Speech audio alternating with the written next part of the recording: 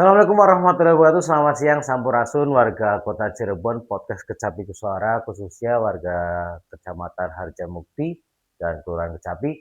Selamat datang di podcast Kecapi Bersuara teman-teman semuanya. Wadah kita saling berbagi cerita, aspirasi dan edukasi seputar wilayah kita tercinta. Hari ini spesial banget teman-teman di podcast Kecapi Bersuara ini, di studio ini sudah hadir sosok yang sangat penting, salah satu tokoh yang menjaga keamanan, kenyamanan, ketertiban, dan ketentraman kota tercinta ini. Langsung saja kita tepuk tangan, kita sapa. Beliau adalah Kepala Satuan Polisi Pamung Praja Kota Cirebon, Bapak Edi Siswoyo SAP. Selamat datang Pak Edi. Alhamdulillah. Pak Edi, gimana kabarnya Pak Edi? Akhir-akhir ini tampaknya jadwal pastinya penertiban atau jadwal kerja ini pasti lagi sibuk Pak. Siap. Ya, alhamdulillah Mas Haji, Pak Lurah, rekan-rekan podcast di Kecapi ini, ya kita memang kegiatan minggu ini nih padat. Jadi hampir malah besok informasi nih besok untuk warga Kecamatan Kesambi, Jalan Kesambi ya. Ini nanti ada penertiban, Pak. Oh, ini udah langsung masuk teman-teman ya, luar biasa. Langsung info terupdate berarti. Ya. Saya belum menanyakan tentang itu Pak Edi. Waduh, saya sudah berdua sama Pak Edi nih. Oke, Pak Edi, itu nanti masuk ke yang nanti Pak Edi. Kita bicara yang lebih, jangan kasih yang update dulu. Itu buat nanti buat bom kita di klimaks Pak Edi ya. Oke Pak, bicara soal kenyamanan nih, tema kita hari ini Tertib ya. Atau mungkin ketentraman dan ketertiban umum, masyarakat kadang kalau dengar kata Pol PP ya, atau mungkin langsung kepikiran penertiban yang tegang Pak, gitu kan, karena mungkin dengan gambaran yang dulu terjadi atau apapun itu, sebenarnya Pak, apa sih sebenarnya fokus utama Takmimum Kota Cirebon saat ini Pak, untuk saat ini? Kemungkinan yang paling penting di bawah kepemimpinan Pak Edi sendiri. Ya. Terima kasih Mas Haji. Untuk Trantibum di Kota Cirebon memang kita sudah mulai berubah. Pola kerja kami dengan teman-teman Pol PP ini, kami lebih banyak sosialisasi, penguatan ke masyarakat bahwa penertiban itu tidak langsung dengan cara frontal. Terusnya dengan cara yang arogan. Kita melakukan penertiban ini, contoh yang Sukalila. Oh, yang terbaru itu Pak, yang kali itu ya? Kali Sukalila, betul Mas Haji. Itu kalau SOP kami 7, 3, 1. 7 hari 3, 1. Ya, itu SOP. Untuk sampai itu diratakan dengan sampai rata gitu. SOP-nya seperti itu. Kami di Sukalila itu malah memakai 6 bulan. Berarti itu sudah sebenarnya sudah sangat fleksibel dari SOP gitu ya. Itu berarti bentuk penanganan yang berbeda gitu kan, yang sangat humanis pastinya. Dari 731 itu jadi menjadi 6 bulan gitu ya Pak. Oke, bisa dilanjut Pak. Nah, kenapa 6 bulan ini? Kita melihat juga situasi masyarakatnya, kondisi di lapangan, lalu tadi menguatkan masyarakat juga. Jangan sampai gini Pak, kita melakukan penertiban, di situ orang sudah siap-siap mau ngebangun segala macam, kita sudah warning dulu dengan ketegasan, menyurat bahwa ini akan dikosongkan, harap dibongkar. Itu timing juga sebenarnya, tapi kita masih ada toleransi. Terus ada opsi-opsinya.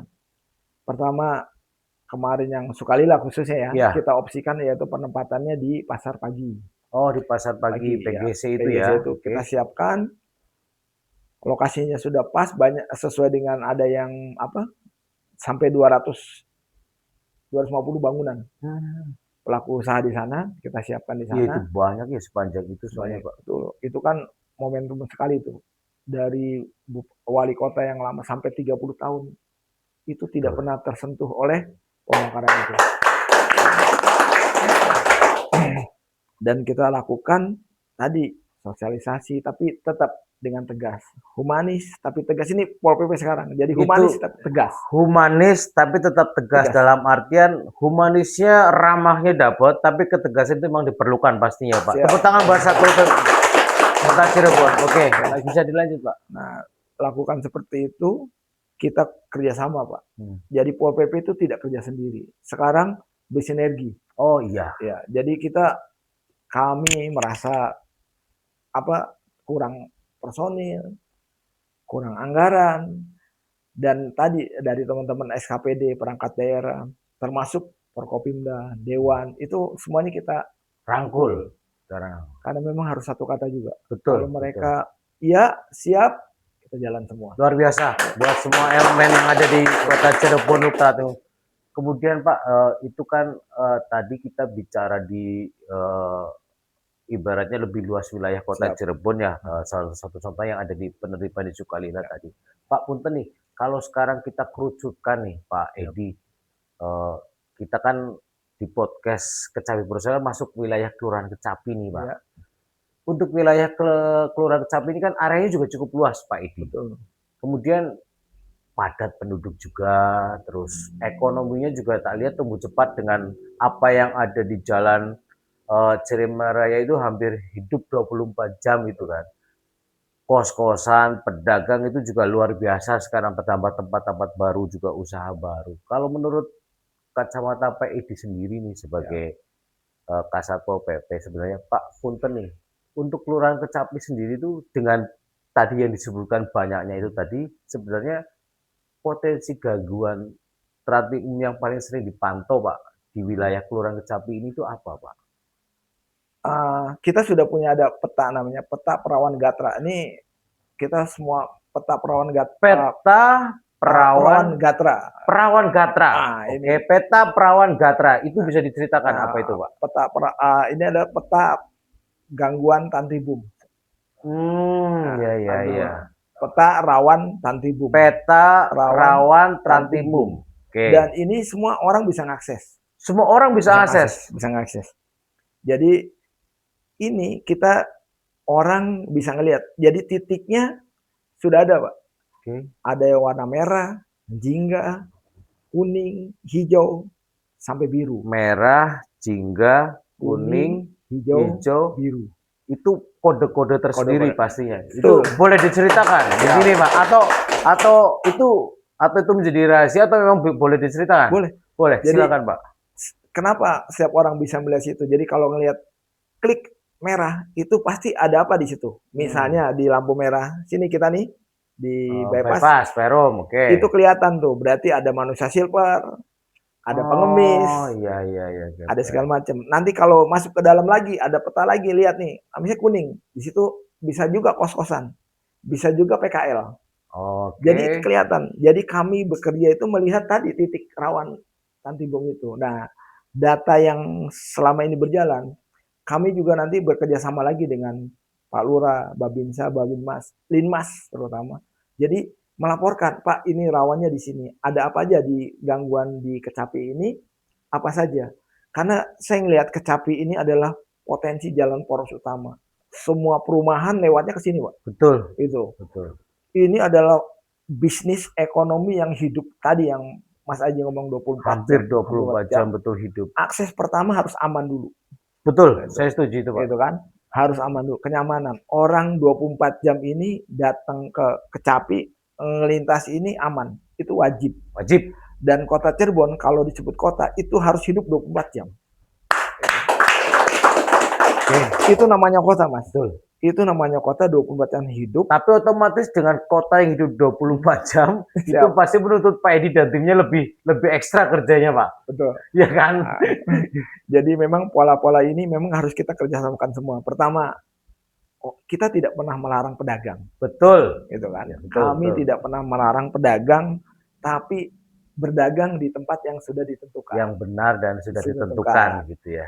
Nah, atau nanti misalnya ada space nih dari Pak Lurah, dari warga nih, dagangnya ditempatkan di sini. Di jam berapa saja. Misalnya dari malam gitu penataan. Ya. Nah, malam, pagi harus clear. Misalnya kayak gitu. Ini nggak apa-apa. Dibangun oleh warga, RW, kelurahan. Supaya apa? Tadi orang bisa berdagang dengan hidup. Itu kan. Semua bisa berdagang. Dan orang pengunjung pun bisa berdagang mengunjungi dengan nyaman. Oke, tepuk tangan teman-teman ya.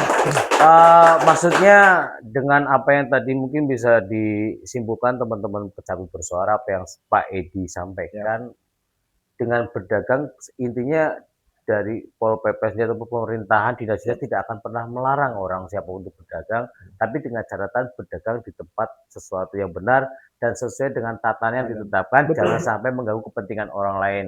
Dan semoga apa ya mungkin kalau bisa dikatakan Pak Edi terkait fasilitas umum tadi nih Pak, karena tadi bicara pedagang ya, termasuk zona kuning itu yang warna kuning atau apa itu tadi, terkait fasilitas umum tadi Pak, warga kan sering sekali ini terutama nih Pak, kita bicara masuk ke pedagang nih, karena tadi kita sempat ulik tentang tatanan tempat berdagang, Pak, banyak warga yang sering mengeluhkan trotoar nih Pak, yang mungkin sudah menjadi rahasia umum lah ya, kalau fungsi dari trotoar itu sendiri sudah sangat beralih fungsi. Betul.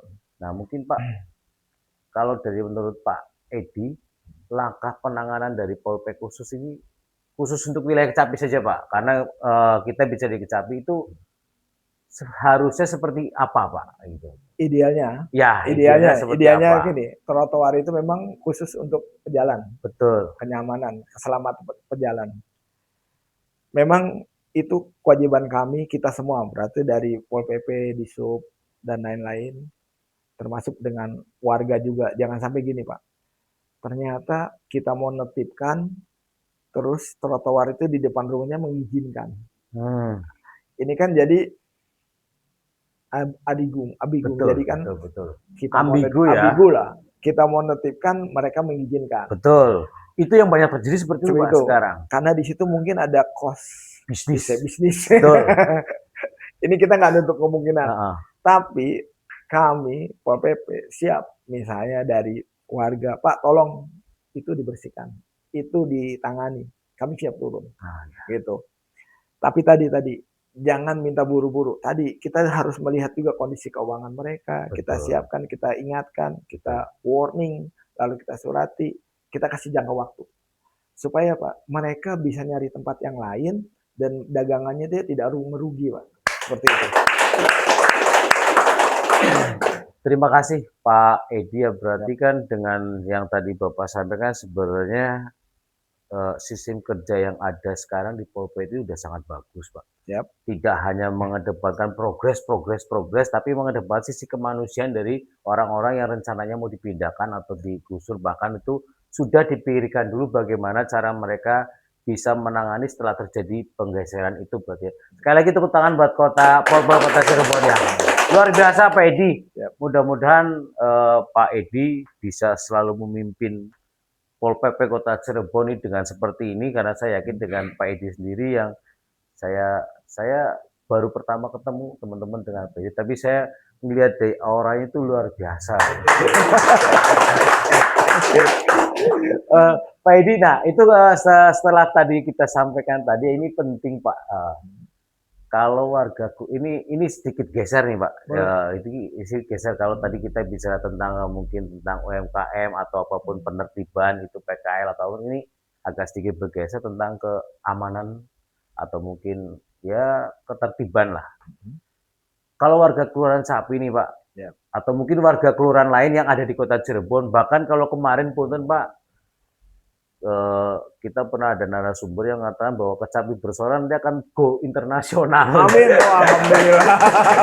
Kenapa go internasional? Loh, kan Kecapi Bersuara masuk YouTube, yang nonton YouTube kan di mana-mana kayak gitu.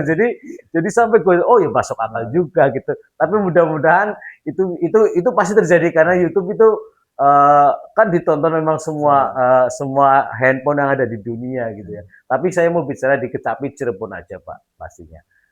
Kalau ada warga nih Pak, Kelurahan Kecapi ataupun di Kota Cirebon yang melihat ada pelanggaran terhadap umum sendiri, di depannya nih misalkan ada keributan ataupun mungkin indikasi peredaran miras, gangguan ketertiban lainnya, atau mungkin yang banyak terjadi kan ODGJ atau mungkin gepeng ya gitu kan ya.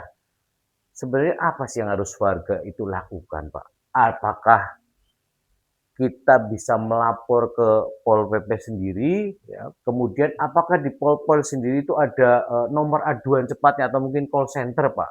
Mungkin gitu, Pak. ya. Ini memang kalau di Pol PP kita sudah terintegrasi laporan ini di Hmm. 112. Jadi Satu, satu, dua. Oke, ini kita sudah terintegrasi. Jadi laporan itu kita terima itu dari masyarakat hampir dari situ semua, termasuk ODGJ, miras atau lapor ya. Yang lapor ini ada apa aplikasi lapor itu keluar dari situ, itu kita tindak lanjuti segera. Aplikasi lapor itu website atau gimana, Website Pak Rahmat? itu spam Oh, lapor gitu dari ya. pusat itu. Oke, oke. Itu kita harus tindak lanjuti. Kalau enggak nanti kita jadi temuan. Dan kita memang melakukan itu. Misalnya tadi ODGJ, terusnya orang telantar. Jadi gini, Mas Aji, teman-teman, kenapa sih ODGJ orang telantar ini menjadi, kalau kami Pol PP menjadi konsentrasi, pertama ODGJ ini adalah manusia juga. Di situ orang telantar juga manusia. Jadi ada hak asasi mereka. Pertama, kita bekerja sama dengan Capil, dengan Dinsos. ODGJ ini harus terekam dulu datanya. Itu ya. Jadi ini warga siapa? Kalau tidak ada warganya, direkamlah jadi warga kota Cirebon. Dibuatkan datanya. Data. Kenapa harus dibuatkan data? Supaya BPJS di cover. Ya. Kalau dia sakit, kalau dia ada apa-apa, itu ngapernya BPJS. Karena di Luar kota biasa, teman-teman. Ternyata saya baru tahu bahkan untuk orang-orang yang terlantar atau ODGJ yang benar-benar nggak punya data diri itu sampai diproseskan itu dari portfolio sendiri dengan cara tadi bersinergi dengan Dukcapil, dengan dinas kesehatan. Dengan dinas kesehatan. Buat apa? Seperti tadi yang Pak Edi sampaikan, bicaranya ke depan ya Pak. Maksudnya ketika orang itu sakit, ya berarti dia punya sebuah asuransi kesehatan BPJS itu. Berarti tidak cuma tangkep, kasih ke Dinsos gitu, itu semua disiapkan gitu ya Pak. Ya, betul. Tepuk tangan sekali lagi teman-teman buat Pol PP Kota Cirebon. Oke Pak, mungkin bisa dilanjut Pak. Jadi seperti itu, termasuk kadang-kadang orang gelandangan, ini disangkapnya orang kadang-kadang ternyata mereka tuh orang yang pikun, sakit. Dia keluar rumah, naik mobil, nggak tahu pulang. Ya. Tahu-tahu sampai ke Cirebon. Gitu kan? Kalau yang pikun, yang ini kita bisa sidik jari kita ambil. Kelihatan. Ada datanya gitu ya. Jadi nanti dari warga Kecapi, bila ada tadi orang telantar, jangan segan-segan laporkan, bawa ke Capil, bawa ke Dinsos, dan itu ada dananya untuk dipulangkan ke daerahnya asal. Ada itu ya? Ada seperti itu. Dan itu 24 jam mereka. Oh, 24 jam open? Open. Jadi, misalnya nanti tinggal laporan ke polisi, dibantu, terusnya ke Dinsos, kalau itu betul orang terlantar, dan itu memang perlu untuk kembali ke daerahnya, itu sudah disiapkan oleh pemerintah. Berarti untuk ini buat penonton Saya Bersuara sekali lagi ya, kita tarik benang merahnya kalau memang menemukan ada warga atau orang yang kesasar atau apapun terus membutuhkan pertolongan untuk balik ke tempat asalnya, berarti seperti yang Pak Edi itu mungkin saya juga mungkin belum tahu Pak proses itu ya. Berarti nggak usah bingung, nggak usah itu ke Dinsos gitu ya. Ke Dinsos, dan Dinsos untuk tentang yang di sini tuh open 24 jam gitu ya. Nanti akan dibantu oleh pihak Dinsos dan pastinya juga akan nanti bersinergi dengan Pol PP pastinya. Oke, jadi tepuk tangan teman-teman lah. Jadi gimana Pak terus Pak? Jadi dari Pol PP itu membawa mereka ke tempatnya. Jadi biasanya Dinsos ngomong nih, Pak. Berarti dari setelah Dinsos terima laporan itu, Dinsos itu kolaborasi dengan Pol PP gitu. Kemudian Pol PP itu yang nanti akan mengantarkan. Itu. Oh iya. Atau dari manapun gitu. Jadi kita mengantarkan mereka ke tempat yang Dinsos. Tapi tadi ada orang gila yang terlantar, atau tadi ada keributan, gitu kan? Ini kerjasama dengan Babinsa, Babinmas. Terus titik rawan lagi tadi itu Pak, Mas Haji. Titik rawan ini. Yang peta itu kita juga minta bantuan. Di sini nih Pak, misalnya sekarang ini kemarin kayak ini pengamen yang kemarin viral tuh Mas Haji. Oh ya, di GTC. Saya sempat beberapa kali lihat. Oke. Ini juga menjadi konsentrasi kita nih. Pengamen juga tolong menjadi gini. Jangan sampai pelaku usaha menjadi tidak nyaman termasuk pengunjungnya. Betul. Ngamen belum 5 menit datang lagi. Sok bayangin Pak, makan pakai tangan. Kan kebiasaan orang Indonesia nih, Ya, makan pakai tangan, pecel lele atau nasi padang. Ada ngamen, mau ngasih gimana mau ngasih tangan karena kok udah, tangannya iya kotor, betul, gitu kan? betul, betul. Harusnya pengamen itu kalau bisa nongkrong di depannya, genjreng-genjreng, musiknya enak, Ketika keluar pastinya, karena betul, betul, tadi betul, betul. seperti kita lihat di jamblangnya di pelabuhan, Oh itu iya, kan heeh. ada live musiknya dia main sendiri Betul, tanpa minta. ya, Orang tuh dengan ikhlasnya ngasih malah lebih betul. besar, Itu lebih berkelas udah malah berkelas gitu pastinya. kan. Oke, oke. Sama juga di Momatoha seperti itu. Nah, yang kemarin kejadian itu kita tidak ingin kota Cirebon ini tercemar oleh pengamen yang Oknum ya, oknum oknum gitu, pengamen pengamen yang gitu ya. akhirnya mencemarkan nama kota Cirebon. Kita juga sosialisasi. Jadi pengamen itu mangga boleh mengamen, tapi tadi tidak mengganggu pengunjung. Ya, mudah-mudahan ini tadi menjadi perhatian semua pelaku seni yang ada di Kota Cirebon, terutama khusus teman-teman pengamen semua. Ingat, tetap budayakan ramah tamah ketika kami tahu pastinya teman-teman semua pasti lagi mencari sesuap nasi ya untuk rezeki itu, tapi tetap kedepankan ramah tamah, sopan, tidak perlu ada sebuah pemaksaan atau mungkin malah tidak perlu adanya sebuah kekerasan. Terus Pak, untuk yang kasus yang lagi viral itu semuanya sudah selesai, Pak? Alhamdulillah sudah clear. Pengamen itu. Pengamen itu clear sama dari Polres sudah ditangani. Oh, Malah berarti cepet-cepetan ya, Polres sudah dapat ya, alhamdulillah. wah, udah. Polres kita upload nih buat Polres Kota Cirebon. Terima Luar kasih biasa nih. itu Pak Ya. Edi. Saya terima kasih buat Polres Kota Cirebon sudah menangani kasus ini yang mudah-mudahan ini menjadi kasus yang terakhir Pak di Amin. Kota Siap, Cirebon, Mas betul. Haji. Sehingga nama Cirebon itu semakin harum Pak. Amin. Di bawah kepemimpinan Pak FWD Edo dan Bu Siti Faida, mudah-mudahan Cirebon semakin maju dan semakin di depan, dan pastinya dengan kepala-kepala dinas seperti Kadit Dukcapil, Pak Adi, Pak Kasop PP, Pak Edi, kemudian kadis-kadis yang lain, yang kemungkinan nanti teman-teman suara ya akan kita undang juga pastinya ya untuk bisa hadir di sini, ngobrol dengan kita, memberikan informasi, edukasi kepada kita semua. Tepuk tangan buat teman, buat Kota Cirebon tercinta ini. Pak Edi, punten, berarti dari cerita semua global itu saya sangat bisa berkata luar biasa alias mantap Pak Edi. Jadinya warga tidak perlu takut melapor karena apa yang tadi Pak Edi sampaikan saya sudah sangat jelas Pak. Di sini ada teman-teman saya juga, nanti jangan lupa untuk di-share ke tetangga-tetangganya ya apa ilmu yang sudah kita dapat hari ini. Buat penonton Kecapi Bersuara juga seperti yang tadi disampaikan, jangan pernah takut untuk melaporkan itu. Nanti untuk call center 122 Pak, sama tadi yang apa lapor itu nanti akan kita tampilkan Pak di bawah ini biar menjadi media juga teman-teman podcast yang mau itu ya. Tolong tim nanti jangan sampai kelewatan ya Mas Gestin CS ya. Ini jangan sampai kelewatan nih ya. Oke, terakhir nih Pak Edi, sebelum kita akhiri ini ya, saya pengen Pak Edi memberikan pesan, imbauan ataupun harapan untuk seluruh warga Kelurahan Capi khususnya lah, agar lingkungan di Kelurahan Kecapi ini tetap aman, nyaman, dan pastinya kondusif Pak. Kesan, pesan, dan harapan Pak. Oke. Terima kasih Mas Haji, ini pesan-pesan untuk warga Kecapi khususnya untuk tadi untuk aman, nyaman, tertib. Ini memang tidak semata-mata oleh polisi, Betul. tentara, lurah, tapi semua komponen masyarakat yang menciptakan. Tanpa dukungan dari masyarakat, warga, kita yang ngejaga ini kembali lagi dapat informasi, terusnya tadi dari warga bisa melaporkan, jangan segan melaporkan. Mana aja sih titik rawan, ada rawannya mana saja. Jadi kita terkonsentrasi juga.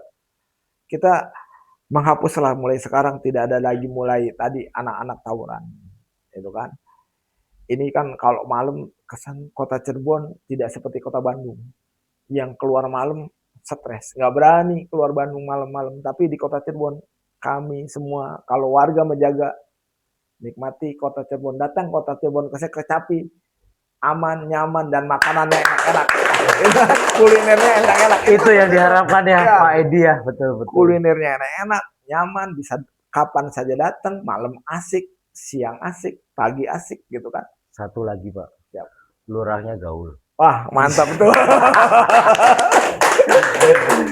Oke, luar biasa sekali Pak obrolan kita hari ini ya. Sekali lagi saya mewakili Kelurahan Kecapi, Pak Edi, dan mewakili tim dari Kecapi Bersuara, Kampung Setara Ramah Anak dan Berdaya. Sekali lagi mengucapkan terima kasih atas kehadiran Pak Edi. Beliau adalah sekali lagi Kasat Pol PP Kota Cirebon yang sudah bersedia hadir di ruang studio podcast Kecapi Bersuara hari ini dan mau untuk memberikan info atau mengedukasi semua warga di podcast Kecapi Bersuara ini Pak. Sekali lagi terima kasih Pak Edi. Mudah-mudahan Pak Edi sekeluarga dan tim Pol PP Kota diberikan kesehatan. Amin. Agar tetap bisa menjaga keamanan, kenyamanan, ketertiban di Kota Cirebon. Amin. Oke teman-teman podcast Kecapi Bersuara, demikian tadi obrolan singkat kita dengan Bapak Edi Siswoyo ya, SAP. Beliau sekali lagi saya sampaikan adalah Kasat Pol PP Kota Cirebon. Banyak sekali ilmu dan bahan yang bisa kita menjadi pelajaran buat kita. Mudah-mudahan kedepannya kita menjadi semakin lebih baik ya. Amin. Dan untuk teman-teman Kecapi Bersuara, jangan lupa nantikan tayangan Kecapi Bersuara selanjutnya dengan narasumber dan bintang tamu yang pasti tidak kalah serunya di podcast Kecapi Bersuara. Terima kasih teman-teman. Saya Haji Ajib dan beliau Pak Edi. Pamit undur diri. Terima kasih. Kecapi bangkit bersatu membangun. Terima kasih. Assalamualaikum warahmatullahi wabarakatuh.